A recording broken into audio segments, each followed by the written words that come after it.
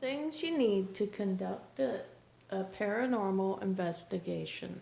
First of all, you're going to need a flashlight, a ghost hunting toolkit.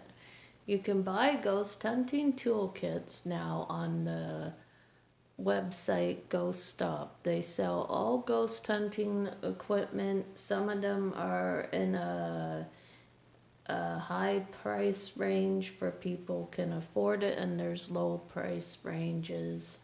They have full spectrum cameras, spirit boxes. They have K2E meters, EMF meters.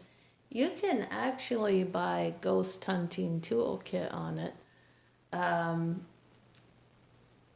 You do need a flashlight.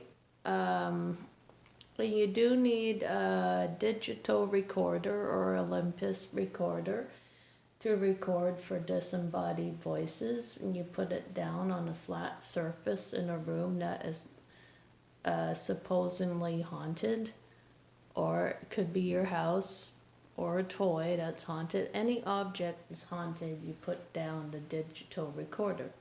Whatever comes through it will talk through the intercom. You have to tell the spirit where to talk through. A K2E meter is similar to an EMF, but not quite.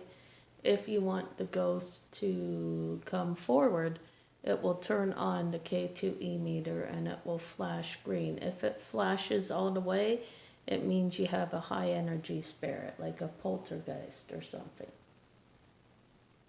Now we've been for that. Places to ghost hunt.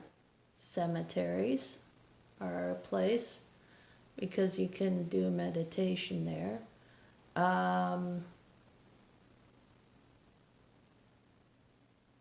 Old parks, old schoolyards, and old schools also are haunted.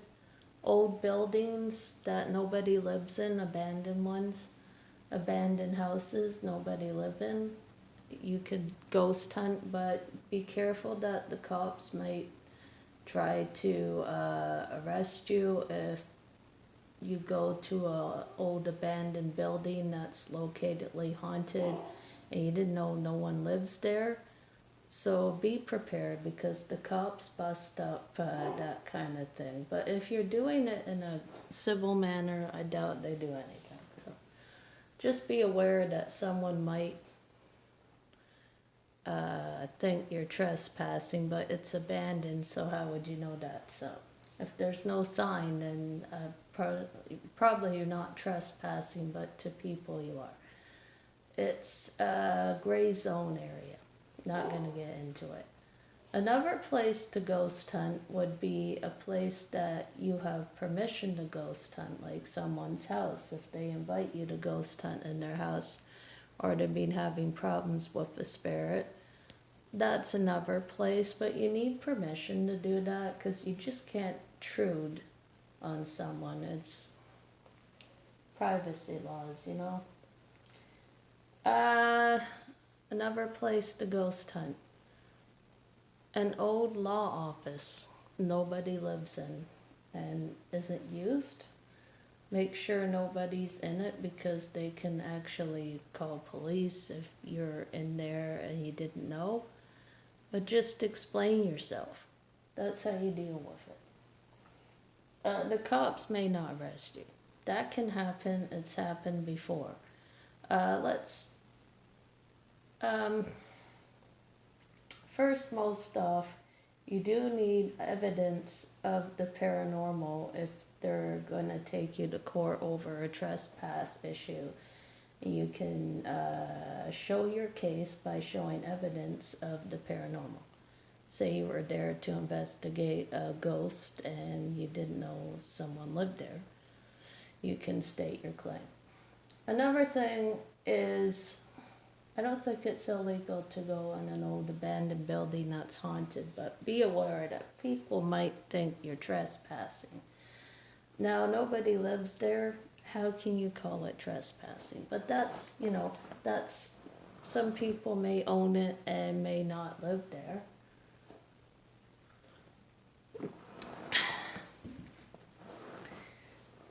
you shouldn't really go to trespass anywhere. There's trespassing laws in Canada. Another place to ghost hunt would be a haunted block, because that's a great place, because then you're invited to ghost hunt there.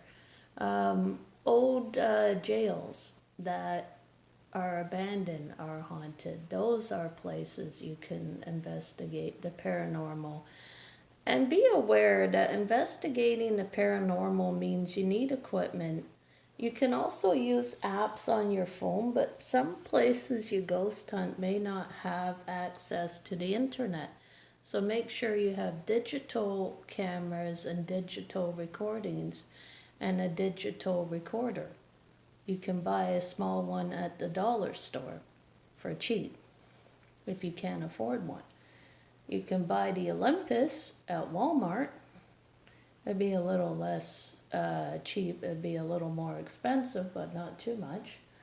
Yeah, that would be another start, digital recorder. It's just because if you're in a place that doesn't have access to the internet, then the apps require Wi-Fi accessory. So maybe use mobile data and make sure your phone, has that. But if there's no internet where you are, use a digital recorder, a full spectrum camera, a tripod, and make sure you're there and not disturbing the neighbors around you if there's neighbors.